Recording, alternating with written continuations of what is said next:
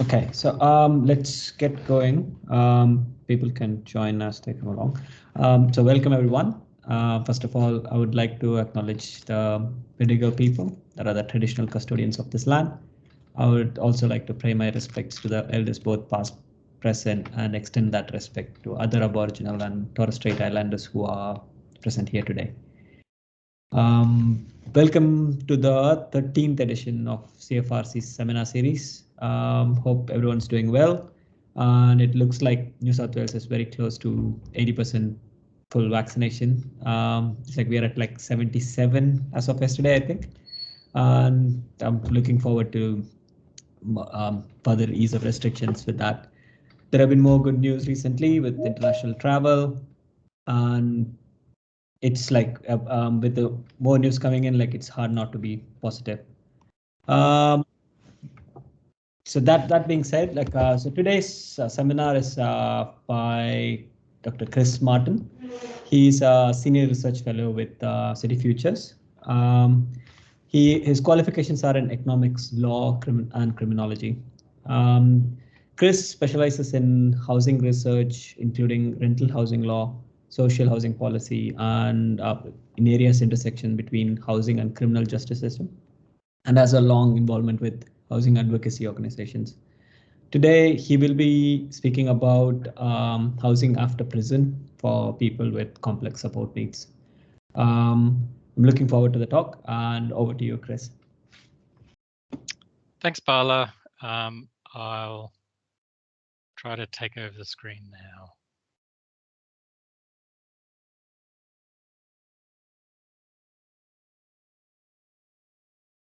Am I coming through properly? Yep, can see you good. Good. Well, thanks for joining me. This is a presentation of some recent research I was involved in, sponsored by Ahuri, on housing after prison for people with complex support needs. I'll acknowledge that I'm on unceded Dharawal country today, and I pay my respects to the Dharawal Nation, their elders past and present. Quick outline of what I hope to cover in the presentation, a bit on the research project itself, what I'll call the homelessness imprisonment connection, the policy context for this connection. I'll also talk about post-release pathways, what we heard in the research project from the people we spoke with. Also, the results of a quantitative analysis of linked data about post-release pathways, and some case studies also from that linked data. So the research project was published a couple of months ago now by Ahuri. It's part of a wider inquiry, as Ahuri does, into housing on leaving certain institutional settings. This one's on prison. There's also ones on residential rehab, and one just out last week, I think, on out-of-home care for younger people. In our project, we looked at some linked data, quantitative analysis of linked data. We did interviews with a lot of stakeholders, and we did reviews of policy and published stats. We had a focus on New South Wales, Victoria, and Tasmania in particular, reflecting where all the members of this research team are from. So at the core of this project is what we're calling the housing imprisonment connection. And this is something that will be really familiar to practitioners in particular, but I think most people have a sense that these that homelessness and imprisonment are closely connected.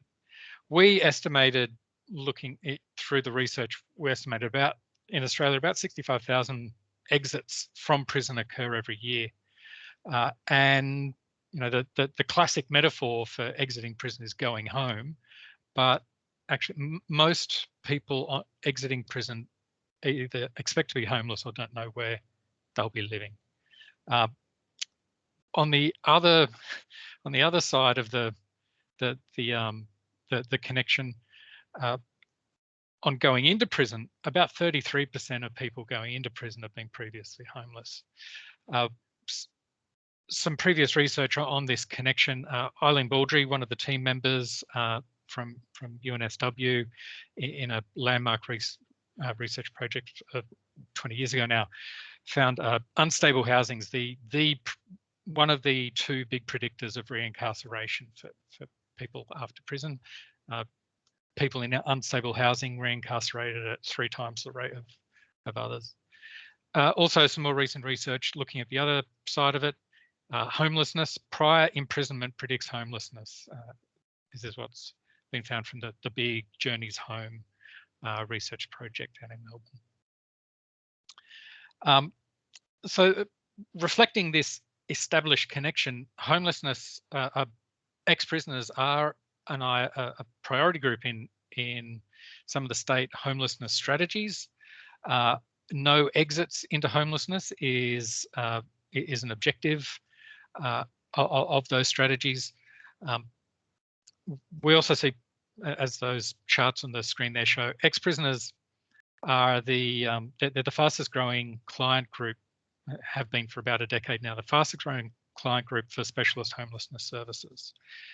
Those graphs show their numbers going up. So we'll a little on the wider policy context. Imprisonment in Australia is rising.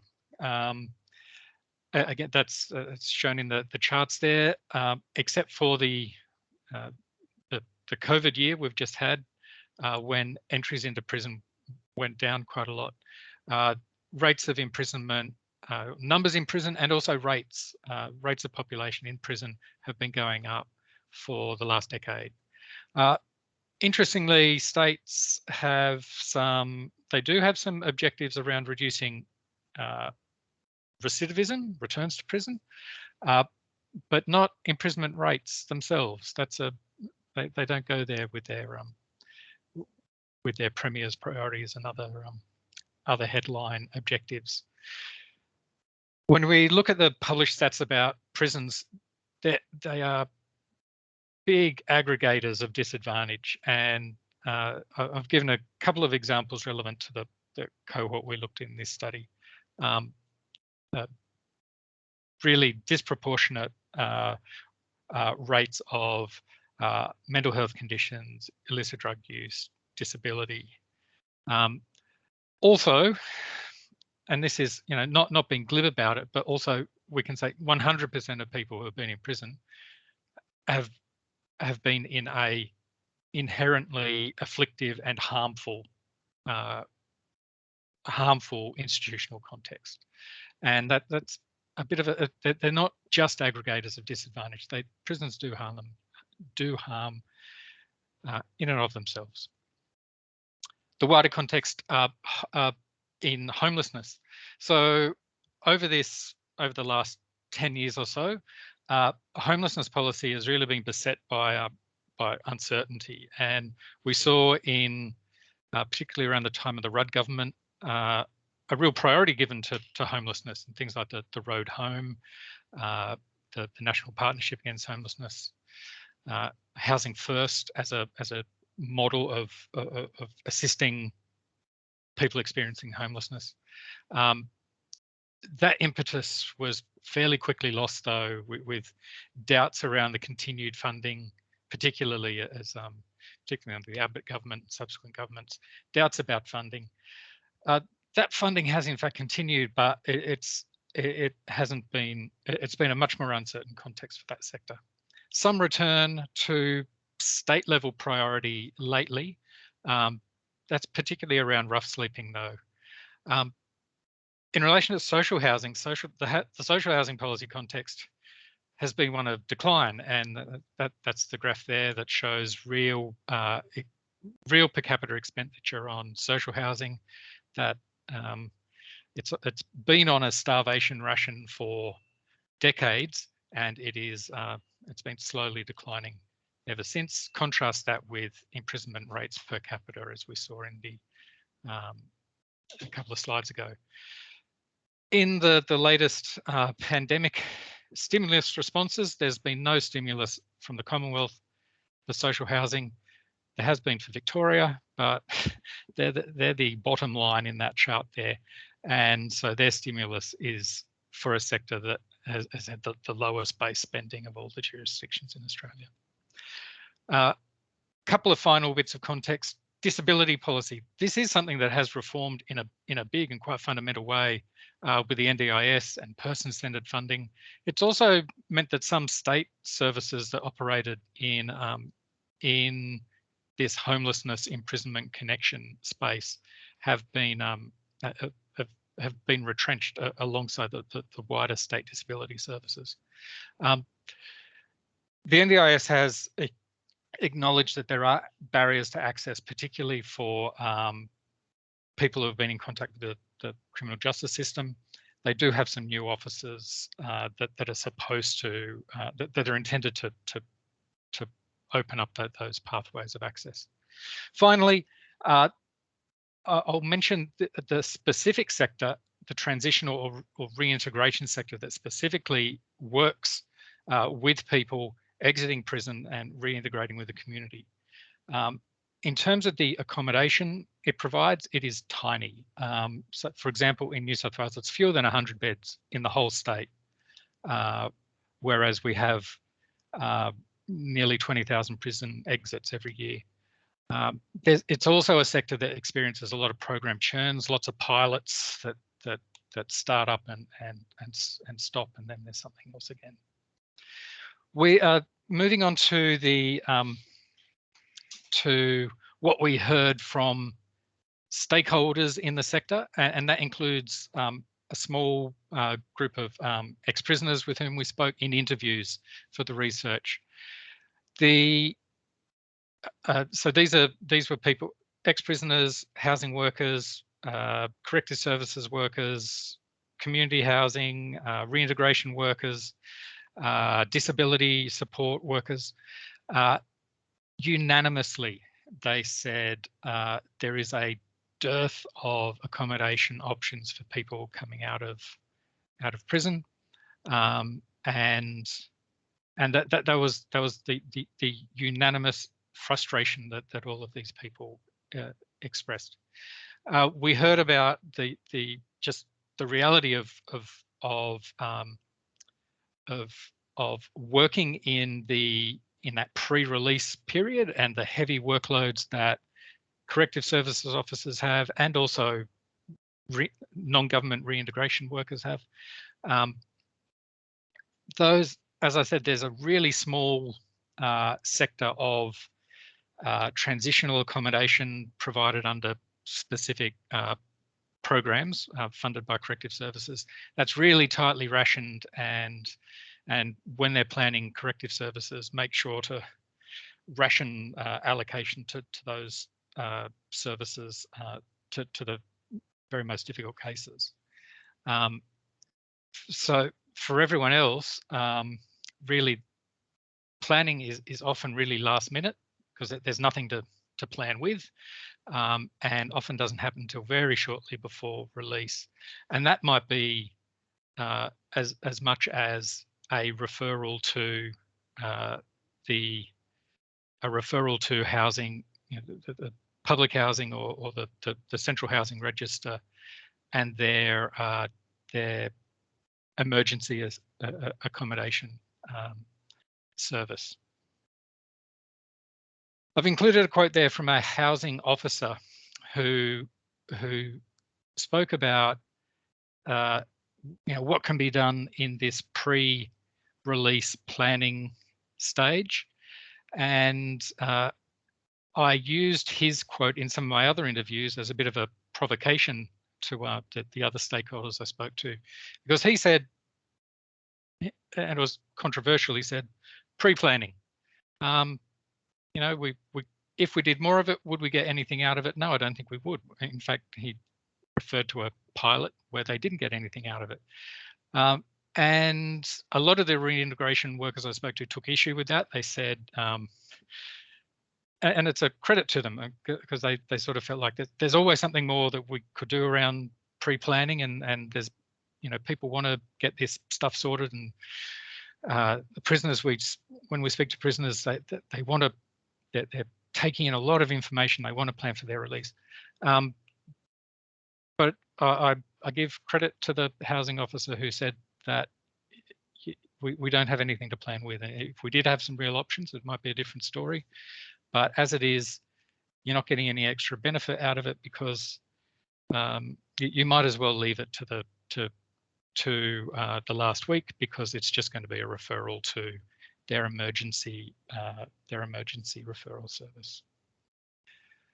So coming out of prison, we heard about people on a really fraught pathway between various forms of temporary accommodation. And so that emergency accommodation that they might be set up with on their first presentation at the housing office might be a motel. In some areas, it could be a caravan park. If they're lucky, it might be a specialist homelessness service, and it might be boarding houses. It was emphasised to us in the interviews just how stressful this pathway can be, and especially that first the first day and the first period after release. It's a time of really high anxiety, and the sort of temporary accommodation, TA, as I've called it there, temporary accommodation provided, and the terms on which it's provided, of having to go back every couple of days and reapply to stay in the motel where you are, and you don't know where you might be after that. Really highly stressful, and it interferes with the delivery of other services and supports that these reintegration services might be trying to provide a person. So we heard from for example, an alcohol and other drug specialist, a drug counsellor, who said that he and his team find that they're doing housing crisis support and not getting to the drug and alcohol counselling that they're supposed to be doing with people because they're dealing with housing situations. When we speaking with these stakeholders, these workers, and also with the ex-prisoners, we talked about also the long-term prospects for housing, and social housing kept coming up as the optimal response. Private rental was seen as that there are some real barriers to private rental. Some of the prisoners we spoke to said that they'd be quite happy with a private rental, but the sorts of things they were looking for in private rental, like I want to be able to stop moving around and put my roots down and things like that, hard to get from private rental. And the affordable, the low cost end of the private rental market is super competitive too. So social housing is really the optimal option for as many people saw it. And in terms of providing affordability and security that you can't get in private rental, and space for personal fulfillment, and also for engaging with those other support services that might be necessary to really ensuring a person's reintegration, or their best shot at reintegration.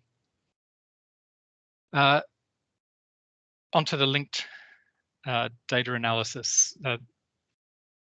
At UNSW, Eileen Baldry some time ago assembled this data bank, the MHDCD data bank, the mental health disorder and cognitive disorder data bank, a linked data bank of about 2,700 people who've been in prison in New South Wales for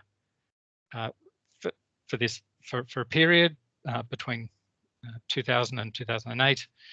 Most of them have a mental health condition or cognitive disability, and that data bank includes data from before their time in prison and afterwards from a range of New South Wales government agencies, police, corrective services, DCJ, so it includes data about housing. We conducted we conducted a comparative interrupted time series analysis, which, when I say we, I mean my economist colleague, especially Rebecca Reeve from UNSW, who really deserves the credit for what we were able to do with the quantitative analysis, and also a cost benefit analysis on the compared experiences, the compared post-release pathways of two groups. So we're able to take from this data bank one group who received public housing at some point after an exit from prison. There's about 600 of those, and also fortuitously a similar number of people who were eligible for public housing but who didn't get it and who instead got only some sort of private rental assistance, so a bond loan or something like that. And we also did some subgroup analysis by gender, Indigenous status, complexity of diagnoses, and age. Those comparison groups, they, as I said, on a few measures we checked and that they are comparable. They're comparable groups. As you'll see in the charts that I'll show in a moment, you can start to see a little bit of difference between the groups, which we can talk about towards the end. But they are, as I say, both of them eligible for public housing. One group got it, one didn't. So in summary, what we found after public housing, that group that got public housing, their police incidents went down about on average 9% per annum per year, 9% per annum. Court appearances also down, proven offences also down, time in custody. These are all of the criminal justice measures, outcome measures that we looked at after public housing. There's this significant trend down for that group. Justice costs on average down $5,000 in the first year and $2,000 after that. And it was a similar story for each of those subgroups that we looked at, and also as when we looked at age, each extra year of age meant a little bit more of an improvement as well. So another, I've got some slides of this that really quite graphically show that impact of public housing on all of those measures for the public housing group. Now, we also did a cost benefit analysis. So all of those improvements in criminal justice outcomes, we can put a cost on that by using average cost of crime data. We can, and taking into account the cost of providing public housing versus the costs that might be associated with either being in private rental or in a specialist homelessness service, if we're assuming that's where people end up to. And when we look at when we take all of those different costs into account, a public housing tenancy, it comes out better in terms of costs between $5,000 and $35,000, depending on whether you're comparing against private rental or a homelessness service.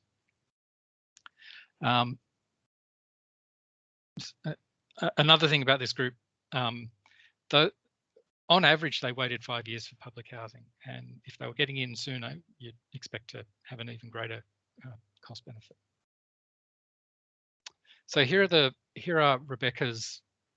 I think these are, they're worth more than the usual 1,000 words. They're a really striking depiction of the difference public housing makes. So I'll just explain. If you look at the left-hand side of the screen, it's a pair of charts top and bottom, they're on the left-hand side. These are this pair is about police incidents per annum. The top chart shows police incidents for the private rental assistance only group. The bottom is for our public housing group. So over time, over the period for which we have data from the data bank, we see that group that didn't get public housing, their police incidents have drifted up over the years. We also see, looking at the public housing group, that their incidents are also rising over the years to year zero, and year zero is where this group gets public housing, and thereafter it's dramatic. Public housing turns around their trend and police incidents decline. So and so on. On the right hand side, we've got court appearances per annum. So you know that the private rental assistance group has trending down over the years, but still, even at the end, on average, they're going to court once every 2 years. For the public housing group, they're actually not trending down until they get public housing, and then it makes quite a dramatic difference to their court appearances. And similar things here for proven offences per annum, for numbers of days in custody, where we see this public housing group they're really on quite a rise, unlike the private rentals group, which was trending down. But then when they get public housing, it really knocks their days in custody right down. And over a longer term, it keeps going down. That's the trend. So this is that qualification I raised before, which is that, as you can see, in that period before public housing, before year zero, there are some differences in the trends going on, which I think suggests that, to the credit of the social housing system, it is picking up where people are. You know, this is their priority. Their prioritization of applications is having an effect, and they're prioritizing people who are going off the rails. This is part of the story as well, but I think that the bigger part of it is just how big a difference public housing makes afterwards. And a couple more. That's supervised community orders, so orders in the community, non-custodial sanctions, and justice costs on the other side there. We did a couple of case studies as well from the data bank. We were able to pull out the data is de-identified, so we're able to pull out some cases, and we've named two. We've named them here. There's Jason. Jason's one of the positive stories that suggested by those charts. He's a guy who, in his late teens, he's committing increasingly violent offences against women, and he's spending time in jail. And then fairly early on, he gets a public housing tenancy, and there's a dramatic reduction in his contact with police. He doesn't go back. He doesn't go back to jail. There's no other offences.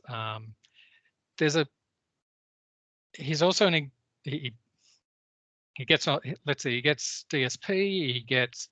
He finds a partner. It's a story of a guy who really settles down. There's another interesting aspect of the story is it also illustrates a thing that public housing in particular can do, and that is about transfers. So the only other times he pops up later in police records is when there's a time when there's a you can see a neighbourhood dispute happening, and there's some people have egged his house and a couple of things like that. And public housing is able to head that off, and his housing officer gets a transfer. He and his partner transfer to another tenancy, and he stays out of trouble. So that's he really illustrates, and you can see it in his. We've got here some of his cost data and how much his in the blue pie charts, which are at a scale. He's incurring a whole lot of justice system costs there. In his early 20s, a lot of justice system costs because he's spending even more time in jail and committing some serious offences. Then housing kicks in. Housing starts to represent more of these costs, but the total cost to government goes right down because he's really not in contact with the justice system anymore. Our other case study is an unhappy case, and this is Deborah. So she actually, a bit unusually, she appears in police data and corrective services data for the first time in her mid-30s, rather later in life than a lot of people. It's mostly around conflict with her next partner. There's AVOs and she breaches the AVO, and she ends up spending a bit of time in prison, and she has a couple of public housing tenancies. There's hospital admissions as well for mental health admissions to hospital. She's on the, and this, she goes through a series of tenancies and a series of prison terms. On the one hand, this case looks like a case of a person getting numerous chances, and that'll be familiar to people who deal with public housing officers. The idea that a person, they've had so many chances. I think properly, this is also a case of how many chances state agencies had to properly support a person who was very lately diagnosed with significant mental health problems and cognitive disabilities. These were only picked up after she had been in prison numerous times, an experience of childhood abuse and trauma, and she's had no support from any disability support services. Even having spent a time in prison and public housing tenancies as well. So an example of the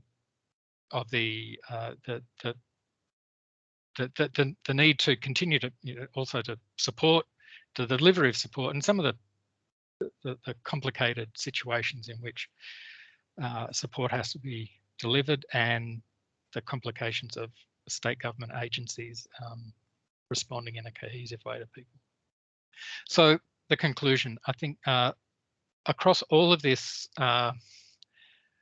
we think the evidence suggests that, more than suggests, it really strongly shows that much greater provision of social housing to people exiting prison would make a big difference to their criminal justice outcomes, to the safety of the community, and to the costs that government agencies and non-government agencies incur in dealing with people, either through criminal justice agencies or through other more supportive agencies. And we think the evidence shows that public housing in particular is a relatively secure and affordable and steady hook for change, to use some of the language from the literature around desistance from offending. It's something where people can hold on to a stable place and make other changes in their circumstances and in themselves. And that may, and to engage with other services and to reintegrate in the community. I'll leave it there and I'll go over to questions now. Thanks.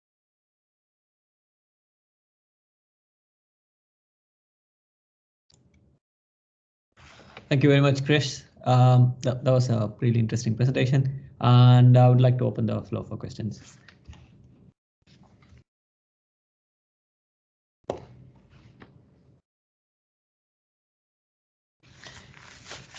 Yeah, so while we wait for the questions, I'll start the discussion with thought of my own. So, what's your opinion on like the conditions of the prison system itself? Like how investing in that, like how the prison in itself is like very restricted, but like still public housing. So so what's your opinion on like working on that side of public housing? So for example, like I'm thinking from systems like Norway and like Scandinavian countries, like we know, like we have seen that like the prison system itself is it resembles what a public housing would be. I think the priority has to be investing in social housing. Okay. Not prisons. I mean, and I mean that's really the point of the research, is that invest in public housing and you don't have to imprison people. People won't go to prison quite so much as they would. And in terms of, I mean, prisons are I think this research also goes to show that prisons are, not just this research, but lots of other studies as well. Prisons are harmful places and they make people home. So it's a place where you take so many people who have been homeless and treat them in a way that is harmful and awful and damaging, and make them homeless again. And really the priority of governments has got to be on investing in public housing that, as I say, it is a place where people who are getting into trouble can start to find ways in themselves and in other agencies to go right. Yeah, totally agree. Thanks. So we have a few questions. First, I would go with Chris. You're on screen. Yeah.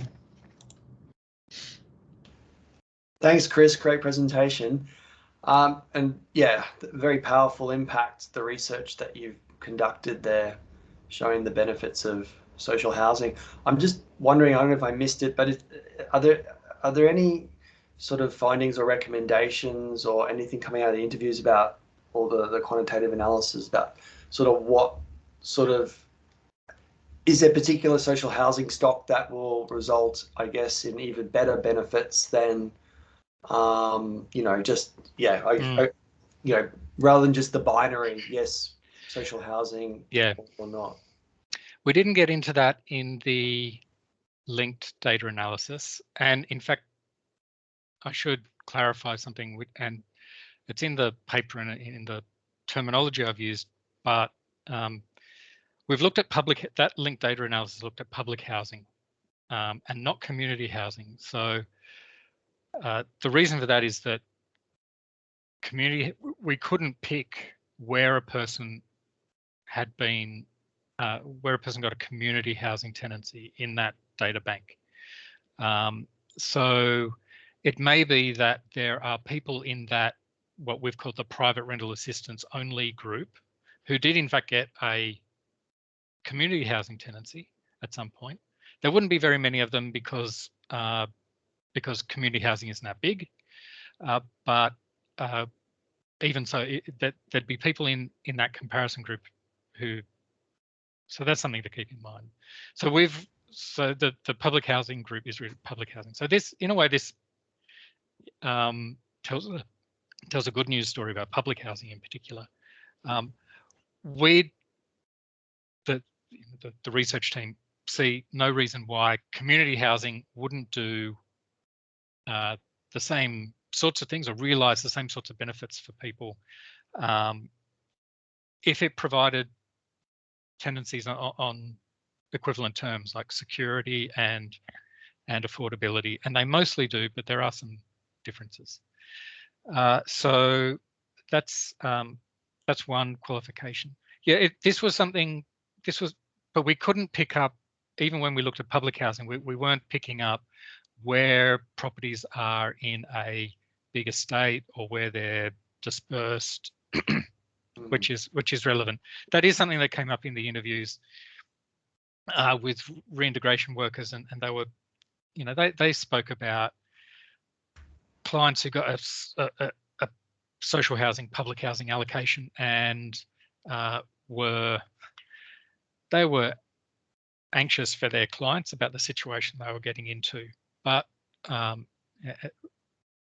the other hand, they also said they were also comparing it to someone who is bumping around the boarding house sector and motels for a few nights and not knowing what else, and sleeping on couches and in cars, and social, and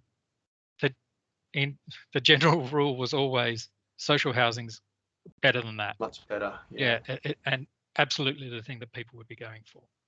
Well, with the economics there, hopefully, yeah, they get some traction to support, yeah, further investment in social housing.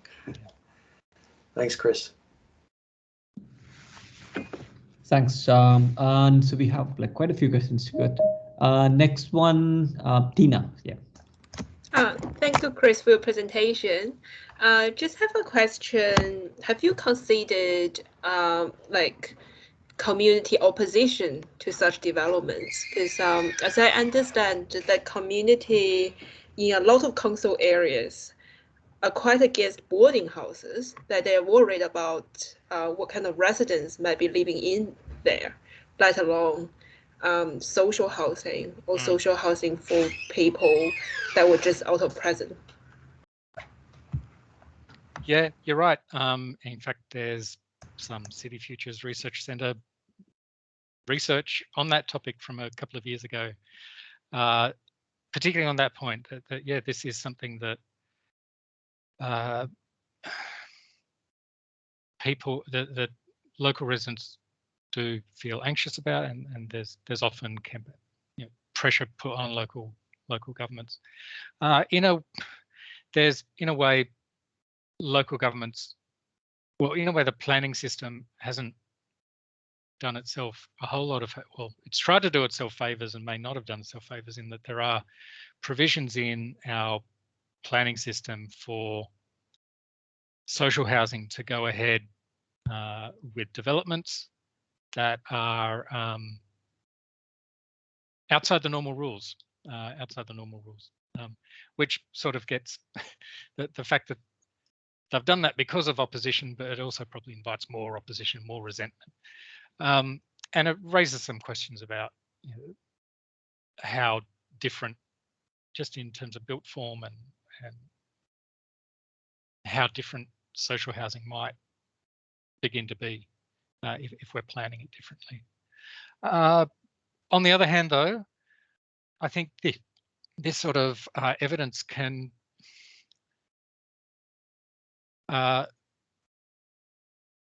what we're seeing here is evidence that building social housing makes communities safer, and I think that, I mean, if it's not being built, if the sort of NIMBY objection is listened to and gets its way, then what we're showing is that there's a cost to that. There's a cost in terms of people going back to prison and members of the community being victimised by crime. So I'd hope this sort of evidence can be put against those sorts of objections too, and used in that way. Thank you, Chris. Thanks.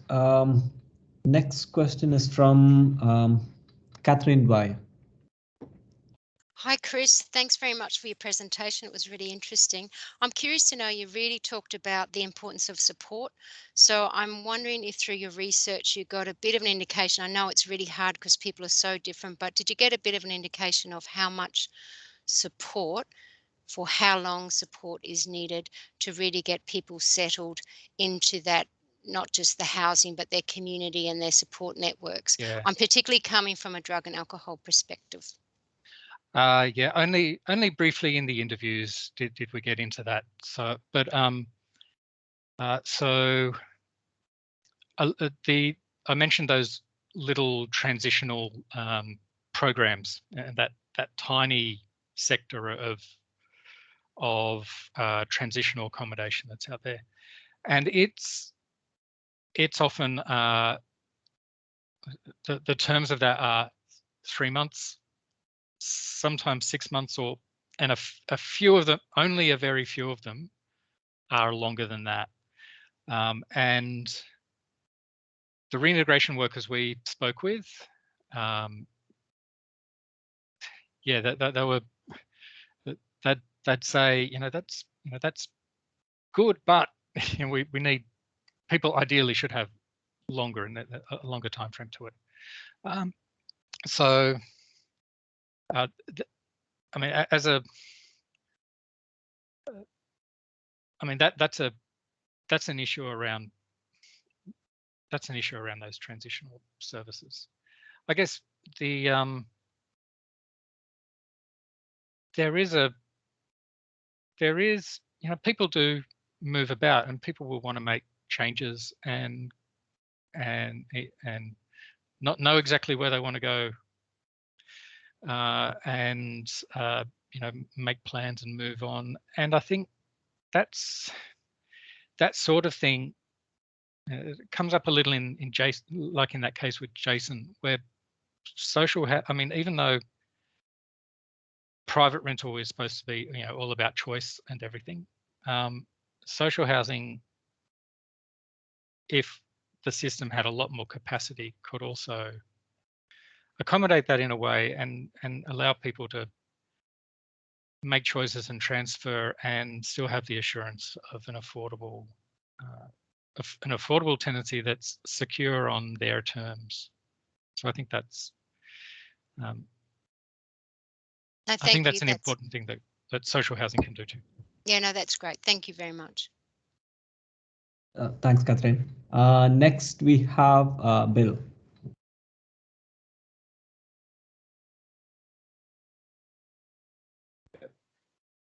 Hi, Chris.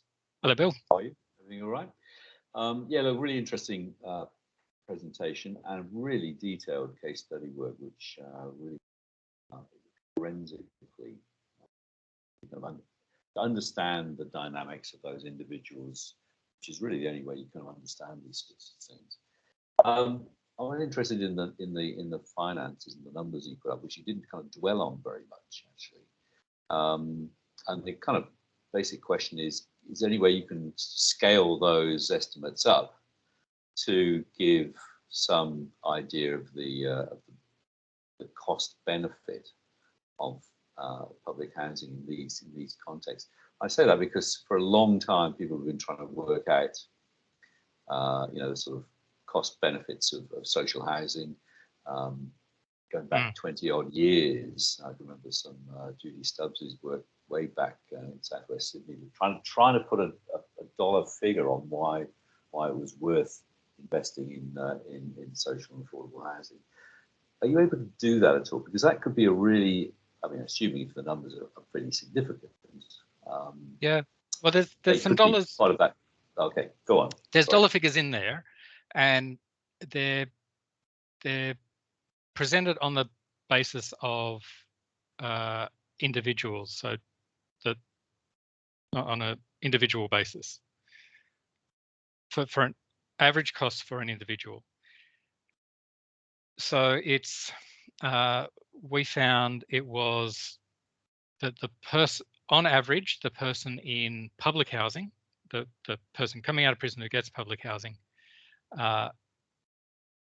there's a benefit of $5,000, like when you count up all the cost of crime stuff and the cost of providing the public housing, relative to the person who's in private rental, who's doing not so well on the cost of crime stuff, but is getting this cheaper form of assistance from government.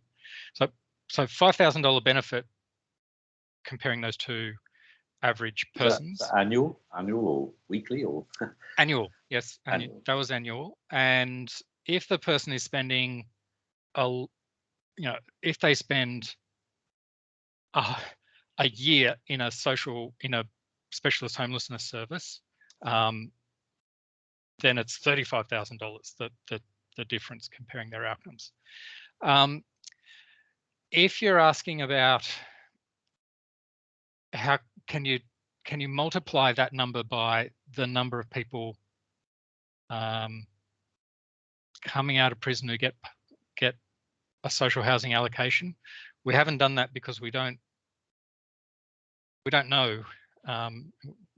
We can't tell how many people are leaving prison or we can't tell how many people currently in social housing have been in prison, and we can't tell how many people leaving public housing, leaving prison do get social housing. So presenting it on that, we present it on that individual basis. Yeah, hope that answers it. Yeah. Well, there's more research to be done then. That's the obviously. Thanks. So, thanks very much, Bill. So we have final 2 questions. So one from Alessandra. Hi, Chris. That was a great presentation. First of all, I had a more of a just a basic question. I was wondering if you noticed any trends between, because I know that male men are more likely to be incarcerated. They grievously overrepresent the prison population. If you notice any difference between women who were like rates of homelessness amongst female ex-prisoners versus rates of homelessness against male prisoners, is that something that came up at all? That number is in there, but it's not on the top of my head. We did do it's in the 2nd or 3rd chapter, but there's and it's particularly, we did this particularly with just being able to get everywhere, get in one place a review of the published stats around prisons and housing needs of prisoners to the extent that we know them from the published statistics. And so that's in there, right. and I'm pretty sure there is a breakdown of that number of, when I said it's about 40% of people expect to go to temporary accommodation, and then another proportion of people don't know where they'll go. I think that does get broken down by men and by women. Right, okay. Yeah, so there are some things like that in there. Okay, cool, thank you. Thanks, Ali. So that brings us to the final 5 minutes of the presentation. Like the talk today, assuming there is not many more questions, so I don't see any. Okay, so that brings us to the conclusion of the seminar. Thank you very much, Chris. That was a very interesting presentation, and it was good to see. So is the report public, which we can? Yes, it's on Ahuri's website. If you look up exiting prison with complex support needs on the ahuri.edu.au, you'll find it there, and it'll be on the City Futures website as well. Cool, thank you very much. Like that would do for a really good weekend read. Yes. And with that being said, thank you very much for everyone for coming to the seminar, and I hope everyone have a great weekend. Thanks a lot, Bala. Thank you very much. Bye. Thanks, Chris. No worries.